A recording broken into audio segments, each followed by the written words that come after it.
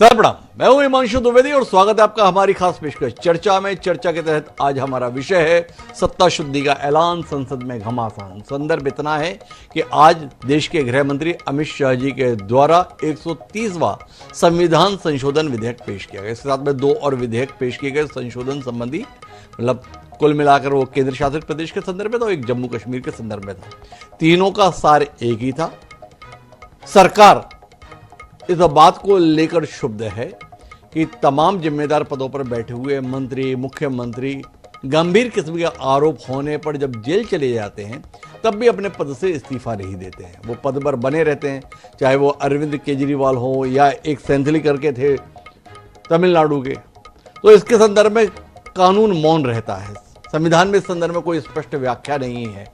तो अब सरकार नए विधेयक के माध्यम से, संविधान संशोधन के माध्यम से ये चाहती है कि अगर आप किसी गंभीर प्रकृति के प्रकरण में, अर्थात जिसमें 5 साल से अधिक की सजा का प्रावधान हो, तो ऐसी स्थिति में 30 दिन तक की गिरफ्तारी होने पर 31वें दिन आप स्वयं पद मुक्त हो जाएंगे। अर्थात आपका मंत्री, मुख्यमंत्री, यहां तक कि प्रधानमंत्री का पद भी चला जाएगा। अब नैतिकता की दृष्टि से तो यह काफी ठीक ही लगता है, लेकिन विपक्ष को इस पर ऐतराज है और विपक्ष ने अपना ऐतराज सदन में बखूबी प्रदर्शित भी किया। बिल की प्रतियां फाड़ी, कागज के गोले बनाकर अमित शाह की ओर उछाले भी, पर इसके बावजूद भी विधेयक प्रस्तुत हो गया। विरोध बहुत था।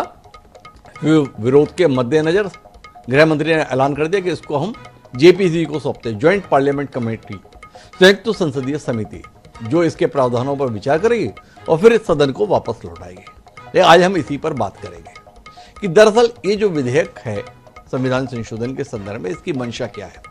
राजनीति को साफ सुथरा करना है या विपक्ष का आरोप है चुनी हुई सरकारों का गला घोटने पर मौजूदा सरकार आमादा है, तो उसने एक और रास्ता निकाला है। इसी पर आज हम बात करेंगे। हमारे साथ इस चर्चा का हिस्सा बनने के लिए 3 खास मेहमान हैं। भाजपा सत्तारूढ़ दल है तो भारतीय जनता पार्टी के प्रवक्ता डॉक्टर अवधेश उपाध्याय जी हमारे साथ में है। कांग्रेस मुखर विरोधी है, मुख्य विपक्षी दल है, तो उसकी ओर से सेवानिवृत्त विंग कमांडर हनुमा आचार्य जी हमारे साथ में है। और आप दोनों के बीच में कानूनी पहलुओं पर दृष्टि देने के लिए वरिष्ठ अधिवक्ता कपिल साकला साहब भी हमारे साथ में हैं। चर्चा की शुरुआत कपिल जी से करते हैं। कपिल जी, कानून क्या है, वो कानून के पीछे भावना क्या है, दोनों बड़े मायने होती हैं। बतौर कानूनविद आपको क्या भावना दिखाई दे रही है संविधान संशोधन के प्रावधान में? थोड़ा आपकी दृष्टि से भी देश जाने, रोशनी डालिए ना जी। तो देखिए, आज तक कॉन्स्टिट्यूशन में ऐसा कोई प्रावधान नहीं था कि एक नेता अगर कोई क्राइम कमिट करता है तो वो सत्ता छोड़ दे। होता ये था कि लॉ ये कहती थी कि जिस दिन उसको पनिशमेंट होगी, पनिशमेंट के बाद वो सत्ता छोड़ेगा। मॉरल ग्राउंड पे जरूर प्रेशर पड़ जाता था। आप जानते ही हैं कि मैंने काफी सारे बड़े नेताओं के, नेशनल लेवल के नेताओं के केसेस करे हैं, नॉर्थ इंडिया के बड़े नेताओं के केसेस करे। उसमें भी यही होता था कि मॉरल प्रेशर होता था कि आप अगर अपनी सीट नहीं छोड़ेंगे तो एक प्रिजम्पशन होगी कि आप अपनी सीट और अपनी पावर का दुरुपयोग कर रहे हैं। तो या तो दबाव में, हाईकमान के दबाव में, या पब्लिक के दबाव में, या मीडिया के दबाव में एक आदमी अपनी सीट, सत्ता, पावर छोड़ देता, परंतु कोई एज सच प्रेशर नहीं होता। ये अमेंडमेंट ये कहता है कि अगर एफआईआर हो गई और एफआईआर के बाद और 5 साल से ऊपर की सजा में, अगर उसके बाद एक आदमी, एक नेता अरेस्ट हो जाता और वो 30 दिन तक उसको बेल नहीं मिलती है, तो 31st डे उसको अपने आप अपनी सत्ता, अपनी पावर, अपनी सीट, अपनी पोजीशन छोड़नी पड़ेगी। इसका पर्पस छोटा सा यही है कि एक प्रिजम्पशन ऑफ पावर होती है। और आप देख रहे हैं, अभी तो ऐसा हुआ है कि एक बहुत बड़े टीवी स्टार भी थे जो ये बोला गया अपने पैसे के दम पे, अपनी पावर के दम पे, अपनी इमेज के दम पे उन्होंने बड़ा फायदा उठाया बेल का। एक गवर्नर साहब थे जिनको सुप्रीम कोर्ट तक ने फटकार लगा दी कि या तो तुम अपनी बेल ले लो या तुम अपनी सत्ता, अपनी पावर, अपनी पोजीशन ले लो, और उनको रिजाइन करना पड़ा। तो सुप्रीम कोर्ट ने भी ओवर द ईयर्स ये बोला है कि बड़ी अनफॉर्चुनेट बात है कि कॉन्स्टिट्यूशन में कमी है, और वो कमी ये है कि एक पावरफुल आदमी अपनी पावर को पकड़े रहता है और उसकी वजह से जो सरकार होती है उसमें दबाव बना रहता है, या फिर जो इन्वेस्टिगेटिंग यूनिट होती है उसमें दबाव बना रहता है। तो इस बाबत ये जो अमेंडमेंट लाया जा रहा है वो यही लेकर आया। यही लेकर आए। सागला साहब, मेरे पास कुछ सवाल हैं, लेकिन मैं पहले एक राजनीतिक चर्चा का क्रम पूरा करता हूं, फिर उन सवालों को लेकर आपसे रूबरू होता हूं। शुरुआत हनुमा आचार्य जी से करता हूं।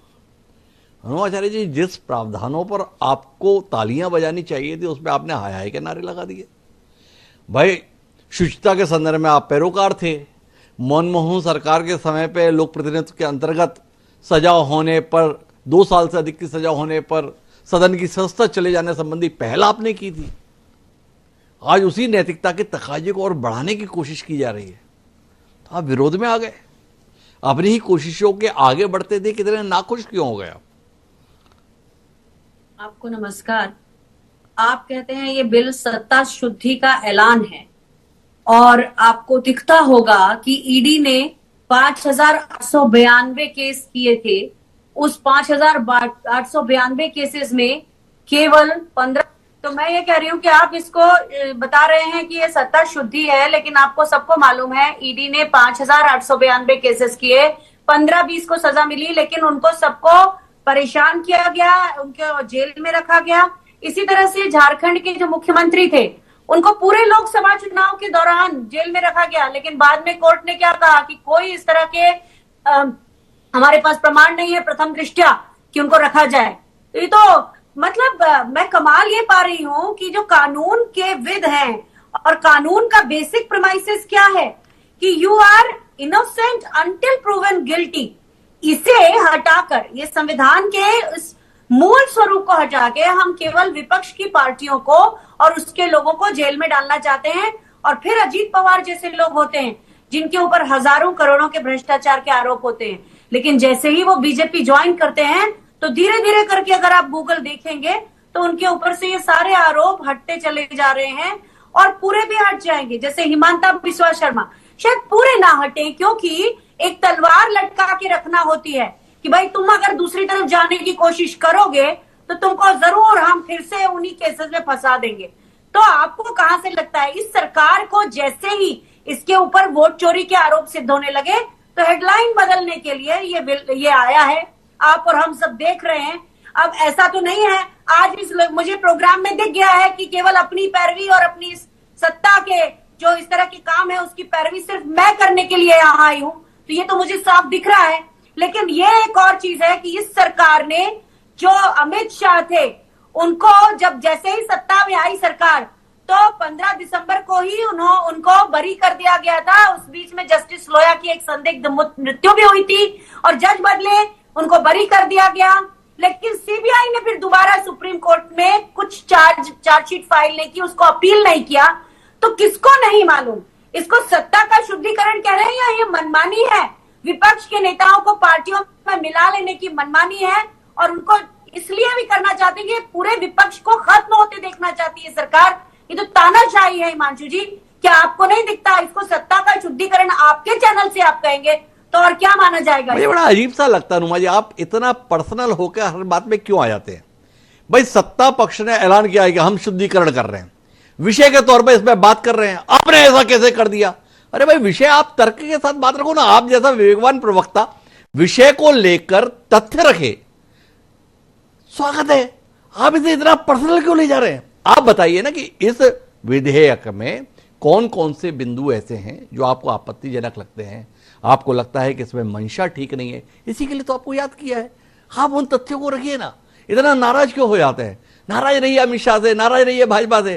कार्यक्रम में तो जनता के लिए तथ्य रखिए। आप जैसा विद्वान प्रवक्ता जब होता है तो विपक्ष के पक्ष को रखने के संदर्भ में एक अवसर होता है, उस जिम्मेदारी को निभाइए ना। अनुमा जी, क्यों हर बार नाराज हो जाती है इतने? हिमांशु जी, मुझे उपदेश नहीं चाहिए, आपकी टैगलाइन थी ये सत्ता का शुद्धिकरण, आपने इसको उछाला ही उस तरह से। तो आप मुझसे कहते हैं कि मैं तथ्य रखूं, मैं आपके सामने तथ्य ही रख रही हूं, लेकिन आपके चैनल की टैगलाइन ऐसी शुरू होती है कि सत्ता का शुद्धिकरण है। आप इसके ऊपर सीधे एक टिप्पणी दे रहे हैं, उसके ऊपर मुझे आपत्ति है, और मैं आपत्ति। फिर आप आपत्ति कीजिए लाल बहादुर शास्त्री पर कि एक रेलवे दुर्घटना होती है और वो नैतिक जिम्मेदारी लेते हैं और इस्तीफा देते हैं। गलत परंपराएं स्थापित की आपके नेताओं ने अतीत में। एक सामान्य तौर पर सार्वजनिक जीवन में शुचिता की अपेक्षा की जाती है और वो शुचिता की अपेक्षा सभी के संदर्भ में होती है, लेकिन बदलते दौर में शुचिता का आग्रह है या विरोधियों को निपटाने की कोशिश, इसमें अंतर करना मुश्किल हो रहा है। हमारे साथ में डॉक्टर अवधेश उपाध्याय जी हैं। अवधेश जी, आपसे जानना चाहते हैं, ये प्रावधान आरोपों के आधार पर पद छीन लेने का मंशा क्या है? जनता के स्तर पर नहीं हरा पा रहे तो इन रस्तों से अपने विपक्षियों को खत्म करेंगे, जैसे आपने कोशिश हेमंत सोरेन जी के संदर्भ में की, जैसी कोशिश अरविंद केजरीवाल जी के संदर्भ में की, जैसी कोशिश अन्य नेताओं के संदर्भ में करते हैं। मंशा क्या है? देखिए, मुझे तो हंसी आ रही है हिमांशु जी, जिस तरह से कांग्रेस की प्रवक्ता यहाँ बात कर रही हैं कि मंशा क्या है। अगर गलत मंशा होती तो ये बिल क्यों लाया जाता? ये बिल क्या विपक्षियों के लिए ही है? क्या बीजेपी के नेताओं के लिए नहीं है? क्या बीजेपी की सरकार नहीं है कई राज्यों में? ये ऐसा तो है नहीं कि ये केवल विपक्षियों के लिए है। लेकिन एक बात आप देखिए हिमांशु जी, बहुत अच्छी बात बता रहा हूं मैं, 2014 से 25 तक आप कोई भी ऐसा कानून उठा के देख लीजिए जो देश हित के लिए लाया गया केंद्र सरकार के द्वारा, भाजपा सरकार के द्वारा, उसका विरोध विपक्ष ने ना किया।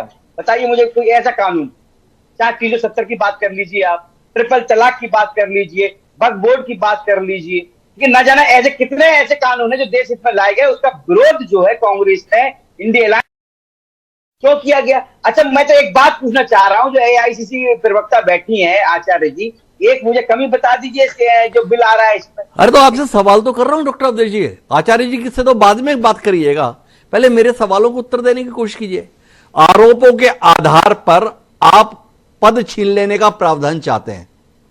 आपने बंद किया था हेमंत सोरेन जी को, कुछ महीने बाद कोर्ट ने बाकायदा उनको जमानत दी, ये कहते हुए कि पर्याप्त आरोपी नहीं है, साक्षी नहीं है। पर नतीजा क्या हुआ? आपने उनके एक विश्वस्त साथी चंपई सोरेन को अपने साथ मिला लिया। कुल मिला के इसी रणनीति पे काम किए ना आप। उन प्रावधानों का उपयोग क्या हुआ? इसी रूप में उपयोग हुआ। इसमें प्रावधान दे रहे हैं आप 30 दिन से ज्यादा अगर आप हिरासत में रहे तो आपका पद चला जाएगा। ईडी आपके पास है, ईडी में जमानत आपका अधिकार नहीं है।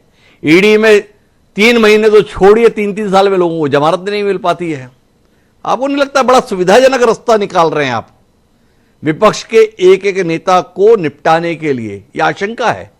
क्या कहते हैं डॉक्टर अवधेश उपाध्याय?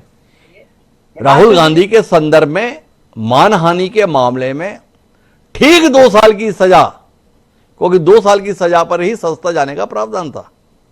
इससे पहले कभी मानहानि में 2 साल की सजा हमने देखी नहीं थी। फिर भी आप कहते हैं आपकी मंशा पे संदेह ना हो। क्यों ना हो? हिमांशु जी, देखिए, हमारी मंशा ऐसी कुछ नहीं है कि किसी को इससे ठेस पहुंचे। ये केवल जो भी कानून हम लेकर आते हैं वो देश हित को देखते हुए लेकर आते हैं, राष्ट्र हित के लिए देखते हुए लेकर आते हैं। ये नहीं है कि हमारी किसी से पर्सनल व्यक्तिगत किसी से दुश्मनी है। अब एक बात बताइए, लालू यादव जी जेल गए थे, तब उसकी सरकार थी, तब क्या भाजपा सरकार ने उनको भेजा था जेल में? जयललिता थी, वो जेल गई थी, किसने भेजा था उनको? शिबू सोरेन थे, वो जेल गए थे, उनको किसने भेजा था? भाई बताएंगे, आईसीसी की प्रवक्ता बैठी है यहाँ पर। अच्छा, ये तीनों ऐसे नाम है जो जेल गए और इन्होंने अपने आप अपनी मर्जी से इस्तीफा भी दिया। बहुत से ऐसे नेता हैं जेल जाने के बाद उन्होंने इस्तीफा दिया, लेकिन एक 8वां अजूबा इस देश में है जो जेल में रहकर सरकार चला रहे थे दिल्ली में। तो कहीं ना कहीं ये संविधान के खिलाफ है। क्या एक बात बताइए, अगर देश में सरकारें जेल से चलेंगी तो अच्छी बात है क्या? सरकारें जेल से चलेंगी अच्छी बात है क्या? बड़ा मासूम सा सवाल है डॉक्टर अवधेश उपाध्याय का। लेकिन साखला साहब मेरे साथ में है। साखला साहब, क्या कहते हैं आप? नैतिकता के तराजू पर तो वजन रहा नहीं, अब कुल मिला के राजनीतिक चातुर्य का खेल है। ईडी के मामले में जमानत अधिकार के तौर पर नहीं देखी जा रही। ईडी के केस में अगर व्यक्ति अरेस्ट हो गया तो महीनों ही लगते हैं। तो अब तो बड़ा आसान हो जाएगा। जिस भी नेता का पद छीनना हो, ईडी का एक केस ही तो दरकार है। इससे ज्यादा कुछ करने की जरूरत क्या? इस डर के संदर्भ में, इस आशंका के संदर्भ में बतौर कानूनविद कुछ रोशनी दीजिए ना। जी, पहले तो मैं कांग्रेस की प्रवक्ता को बता दूं और मैं सरकार को भी ये बता दूं कि जो हमारी कोर्ट्स हैं वो इंडिपेंडेंट थी, इंडिपेंडेंट है और इंडिपेंडेंट रहेंगी। जब कोई स्ट्रॉन्ग, जिसे आप ड्रैकोनियन लॉ कहते हैं ना, जब ऐसी कोई आती है तो शुरू में थोड़ा मंथन जरूर होता है डॉक्टर साहब, पर उसके बाद कोर्ट्स ना बड़ी स्ट्रांगली इन्वेस्टिगेटिंग एजेंसीज पे भी हावी हो जाती है, जो होने लग गई हैं। ईडी से पूछा जा रहा है कि भैया इतना बड़ा केस क्यों बनाया, आपने ये मटेरियल डॉक्यूमेंट्स क्यों नहीं लेकर आए, आपने एलओसी कैसे खोल दी, आपने रेड कॉर्नर नोटिस। ये हो रहा है आज की डेट में, मैं रोज देखता हूं, मैं रोज कोर्ट में होता हूं। तो जब कांग्रेस की प्रवक्ता ये कहती है कि ये ड्रैकोनियन लॉ है क्योंकि ये सरकार लेकर आ रही है, बात सही है, पर ये भूल जाती है कि वो जो बेल है ना, वो जो ऑर्डर है वो कोर्ट ने करना है, और कोर्ट इंडिपेंडेंट है, और कोर्ट इंडिपेंडेंट थी। हाँ, ये बात सच है कि कितनी बार कुछ दबाव होते हैं, पर वो बहुत छोटे, बहुत कम और बहुत कम लोगों पे भी होते हैं।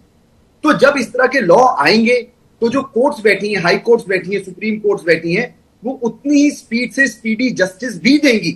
प्रॉब्लम कब आती है कि जब एक नेता, अब आप ये तो ये कह रही हैं कि भैया लोग अरेस्ट हो जाएंगे, उस गरीब आदमी का जो अरेस्ट होता है, उस लाले का क्या हो गया, उस बिजनेसमैन का क्या हो गया, उसके पास तो कोई पावर नहीं है। तो आप जब लॉ ऐसी लेकर आते हैं जहां पे आप बोलते हैं नेताओं को बचाओ, तो कॉमन आदमी क्यों नहीं बचाओ भाई। और इसी तरह से लॉस क्लियर होती है, इसी तरह से लॉ स्ट्रॉन्ग होती है और फोर्टिफाई होती है, और कोर्ट्स हमेशा उस आदमी के रेस्क्यू पे आती हैं जिसका उनको लगता है कि जो सिस्टम है, जो सरकार है, जो पावर्स टू बी है, उसको दबा रही है, और ये हमेशा होते आए। इतना ही मैंने आपको कहना। अरे सागला साहब, आपने सब कुछ बोला लेकिन मेरे मूल सवाल पर नहीं आए। राजनीतिक क्षेत्रों में दहशत का विषय है ईडी, जानते हैं ना, ईडी। जितने विपक्ष के नेता हैं वो सब इस तलवार की धार पर हैं कि ईडी के मामले में कब उनको आरोपी बना लिया जाए। और ईडी के मामले में अगर आप लपेट दिए गए तो जमानत तो मिलती नहीं, जमानत मिलती नहीं तो आपकी कुर्सी तो जाएगी ही। इसके संदर्भ में जो डर है, इसके संदर्भ में जो आशंका है, इस पर कुछ कहें। और सत्येंद्र जैन, अभी तो हमें 8वां अजूबा बता रहे थे डॉक्टर अवधेश उपाध्याय जी, पर दिल्ली सरकार में मंत्री रहे सत्येंद्र जैन ने जाने कितने महीने जेल में बिताए, और अभी पता चला कि सीबीआई ने क्लोजर लगा दिया क्योंकि तथ्य नहीं पाए। क्या कहते हैं आप इस खेल के संदर्भ में संभावित? मैं बहुत संक्षेप में ये आंसर देता हूं कि हाँ, ईडी की तलवार की नोक पे नेता हैं। अगर आप बोलते ईडी किसकी तलवार की नोक पे हैं? कोर्ट्स की। आज की डेट में आप पिछले 6 महीने के ऑर्डर्स निकालिएगा जो high court, various high court, Delhi high court specifically, और जो सुप्रीम कोर्ट ने दिए हैं। ईडी के आईओस पे डंडा पड़ रहा है कि तुम केसेस क्या बना रहे हो। और अगर मैं ये मान लूं कि भैया ईडी से तो बरी हो जाते हैं, तो थैंक गॉड। इसका मतलब है कि हमारी जो कोर्ट्स हैं वो बहुत मुस्तैदी से, बहुत इंडिपेंडेंटली इंक्वायरी और इन्वेस्टिगेशन को चेक कर रही हैं। अगर झूठे, वीक, खराब केसेस में भी लोगों को लटका दिया जाए सिर्फ नंबर के बनाने के लिए, तो उससे ज्यादा खतरा। थोड़ा आप व्यवहारिकता पे आने की कोशिश नहीं कर रहे। मैं फिर से कोशिश करता हूं, एक फिर हनुमा जी के पास चलूंगा। कैसे ऑर्डर आ रहे हैं? ऑर्डर नहीं आ रहे हैं, टिप्पणी आ रही है। पहली बात तो कोर्ट समय समय पर टिप्पणियां दे रहा है। आजकल ये भी एक बड़ी दिक्कत हो गई है, टिप्पणियां तो सख्त होती हैं, आदेश के संदर्भ में हम लोग इंतजार करते रह जाते हैं। एक पहलू। दूसरा, इसमें प्रावधान है 30 दिन में जमानत न मिलने पर कुर्सी चले जाने का। कब आपको दोषमुक्त किया जाएगा, कब आपके खिलाफ आरोपों को गलत ठहराया जाएगा, वो तो अलग बात है। पर सियासत में एक दिन के लिए भी कुर्सी चले जाने से बहुत कुछ बदल जाता है। वो हेमंत सोरेन कुछ महीने के लिए जेल में गए, दशकों के साथी चंपई सोरेन बागी हो गए, हमने देखा। तो आपसे जानना यह है कि ये जो आरोपों के आधार पर पद मुक्ति है, ये शुचिता के लिए है या निपटाने के लिए? सर, आप इस बात का आंसर आप भी नहीं पकड़ रहे हैं। आंसर बड़ा साफ है कि जब ये 30 दिन का एम्बार्गो होगा तो कोर्ट्स भी इंश्योर करेंगी कि डिसीजन 30 दिन के अंदर हो, चाहे वो बेल मिले या ना मिले एक अलग बात। पर कोर्ट्स भी इस बात से कॉग्निजेंस होंगी कि भैया 30 दिन के अंदर इसकी सोटू से वर्दी उतर सकती है, इसकी सीट जा सकती है। तो कोर्ट्स भी उसी मुस्तैदी से ऑर्डर्स पास करेंगे। जब लिमिटेशंस होती हैं तो कोर्ट्स भी उस लिमिटेशंस को मद्देनजर। कपिल सागला साहब का कहना है कि कानून के संदर्भ में मत जाओ, कोर्ट पर भरोसा रख के आगे बढ़ जाओ। क्या कहती है अनुमा जी? कानून की भावनाओं पर जाने की जरूरत नहीं है, अगर कुछ गलत होगा तो कोर्ट संभाल लेगा। इस दलील से कितना इत्तेफाक है आपका? नहीं नहीं, मैं तो बहुत इत्तेफाक रखती हूँ। हमारे यहाँ बेल थोड़ा ही ना नियम है, हमारे यहाँ जेल थोड़ा ही नियम है, बेल नियम है। मिलती है ना आसाराम को, राम रहीम को, जितने दिन वो सजाए याफ्ता लोग जिनको आरोप सिद्ध हुआ है, वो लोग जितने दिन जेल में नहीं रहते उससे बाहर पैरोल में रहते हैं। जन्मदिन है तो बाहर, चुनाव है तो बाहर। किस चीज पर भरोसा किया जाए? क्या ये भरोसा करने लायक चीजें हो रही है इस देश में? दिख नहीं रहा है कि किस तरह से लोकतंत्र धीरे धीरे खत्म हुआ जा रहा है? और न्यायालय में कितने केस हैं आप सब जानते हैं, करोड़ों में केस है न्यायालय में। नहीं देगा प्रायोरिटी तो ये तो सत्ता की बात भी है ना, कि सत्ता का कितनी टेढ़ी आंखें हो रही हैं।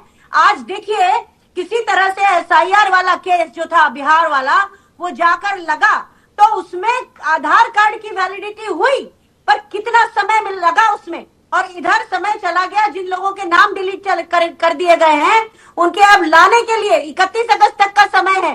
तो कोर्ट के बारे में ये मत कहिए कि कोर्ट, अभी प्रोसेस इज द पनिशमेंट।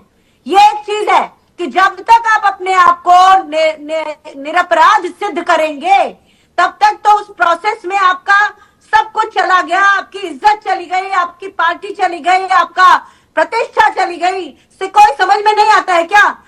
प्रधानमंत्री मनमोहन सिंह जी के ऊपर लाखों आरोप लेकर, 4-5 बड़े बड़े आरोप लगा के ये लोग आए थे सत्ता में, एक साबित नहीं कर सके। तो ये एक चीज साफ दिखाती है ना कि आप आरोप तो किसी भी चीज का लगा दें, लेकिन वो सिद्ध तो हो नहीं रहा है। अब आप देखिए बृजभूषण शरण सिंह, ऐसे लोगों को भी कभी मोदी सरकार ने अपने सांसदी के पद से तक नहीं हटाया। तो हम कैसे मान लें कि जो करना चाह रहे हैं वो सिर्फ इसी एक उद्देश्य के लिए नहीं है? यही एक उद्देश्य कि जो भी विपक्ष का मुख्यमंत्री हो उसके ऊपर कोई भी केस लगवा दो, किसी से भी कहलवा दो, और बस उसके बाद उसको 30 दिन का समय नहीं मिलेगा और उसको आप हटा दीजिए, या उसके ऊपर लगातार तलवार लटकी रहेगी। तो वो हो सकता है कि भारतीय जनता कर रहे हैं, लोकतंत्र खत्म कर रहे हैं। मैं वापस भाजपा प्रवक्ता के पास आता हूं, डॉक्टर अवधेश उपाध्याय जी। कुल मिला के आपकी मंशा राजनीति के शुद्धिकरण में या विपक्ष विहीन राजनीति करने में? देखिए, एक बात तो स्पष्ट हो गई, जिस तरह से कांग्रेस की प्रवक्ता आचार्य जी कह रही हैं बार बार कि किसी अपराधी पर कोई कार्रवाई नहीं करनी चाहिए, कोई भ्रष्टाचारी है उस पर कोई कार्रवाई नहीं करनी चाहिए। इसका मतलब तो ये है भाई, आप करते रहो, जेब भरते रहो, देश को लूटते रहो। ये किया है कांग्रेस ने 17 साल में? क्या क्या है? समझौते के अलावा कुछ किया है? शिमला समझौता, तिब्बत समझौता, पंचशील समझौता, देश का बंटवारा, इमरजेंसी, इसके अलावा किया क्या है कांग्रेस ने देश में? बताइए आप। एक तो ये देश की जनता बेवकूफ थी क्या? उस कांग्रेस को लगातार चुनती थी, कुछ नहीं करते थे ये लोग, फिर भी हमारे पूर्वज या हमारे समय के लोग भी कांग्रेस को चुनते रहे। क्या कहना चाहते हैं आप? बेवकूफ थे। बिल्कुल वही मैं कह रहा हूं हिमांशु जी, कांग्रेस यही चाहती है जो भ्रष्टाचारी है भ्रष्टाचार करते रहे, उन पर कोई कार्रवाई ना। डॉक्टर अवधेश जी, आपने बड़ा गंभीर किस्म का आरोप लगाया है। क्या किया कांग्रेस ने?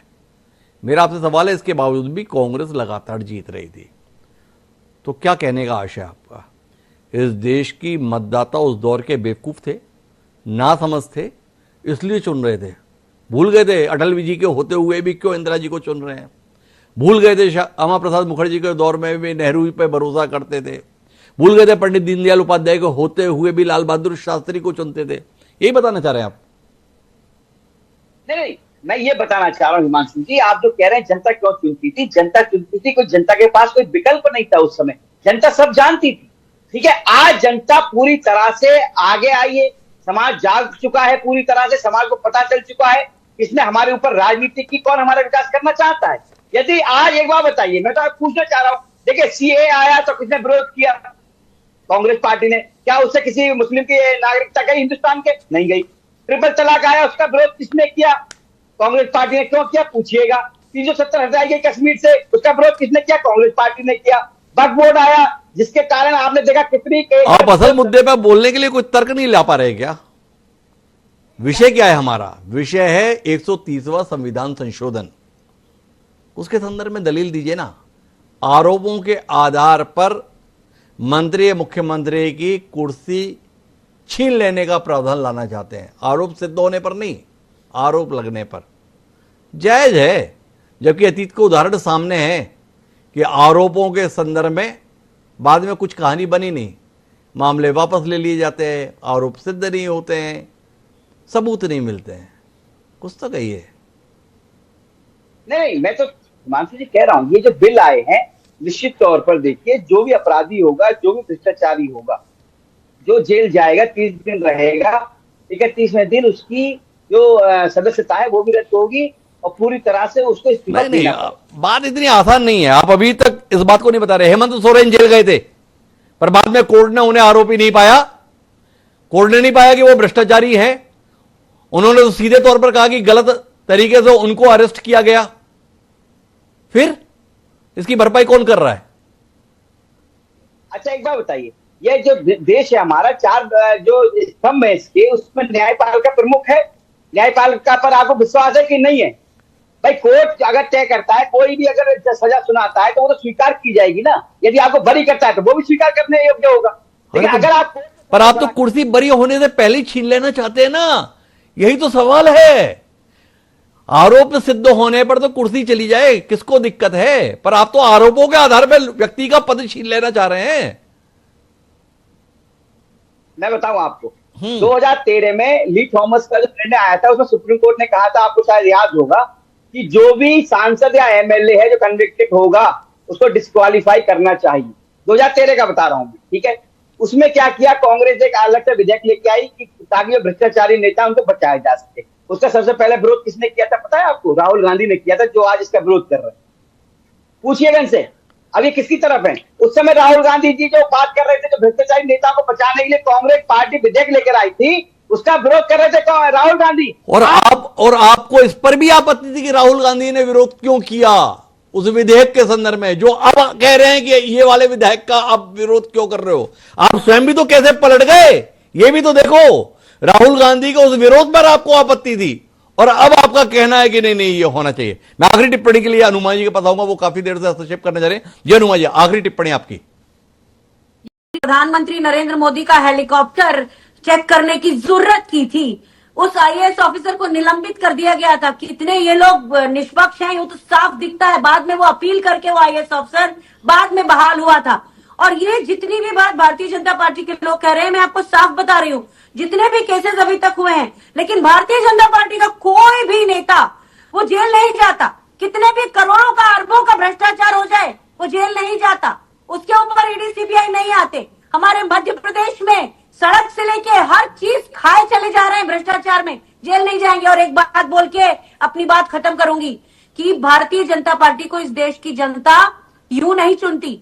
जब तक हमारे फौज की वर्दियों पर खून के धब्बे नहीं होते, इनकी सरकार नहीं चुनी जा सकती। क्योंकि कारगिल के बाद हमने ये देखा, पुलवामा में देखा, पिछली बार बिहार चुनाव के पहले कैसे केवल बिहार के रेजिमेंट के लोग ही शहीद होते हैं। ये सारी चीजें हैं जो इस बात पे बहुत स्पष्ट कहती है कि आज वोट चोरी में पकड़े गए हैं ये लोग। इसीलिए ये इस तरह के बिल लाना चाहते हैं कि विपक्ष को खत्म करें। लेकिन वोट चोरी एक बड़ा जन आंदोलन बन चुका है, बड़ा जन आंदोलन बन चुका है, ये हनुमान जी का कहना है। लेकिन हम मूल मुद्दे पर आए तो ये संविधान संशोधन के संदर्भ में मंशा को लेकर स्पष्टता आनी चाहिए। गृह मंत्री जी ने ऐलान किया है कि संयुक्त संसदीय समिति इसके प्रावधानों पर विचार करेगी, पर संयुक्त संसदीय समिति के अंदर क्या ईमानदारी से इस संशोधन पर विचार होगा और इस संशोधन के संदर्भ में जो आशंकाएं हैं उनका समाधान होगा, ये आने वाले समय में पता चलेगा। लेकिन महज आरोपों के आधार पर पद छीने जाने के संदर्भ में वस्तुतः शुद्धता की राजनीति है या विपक्ष विहीन राजनीति, ये सवाल अभी अनुत्तरित है। उम्मीद करते हैं आने वाले समय में इसका उत्तर मिलेगा। आप तीनों मेहमानों का बहुत बहुत धन्यवाद हमारे साथ इस चर्चा का हिस्सा बनने के लिए। आज के इस कार्यक्रम में इतना ही, मुझे दीजिए सादा प्रणाम।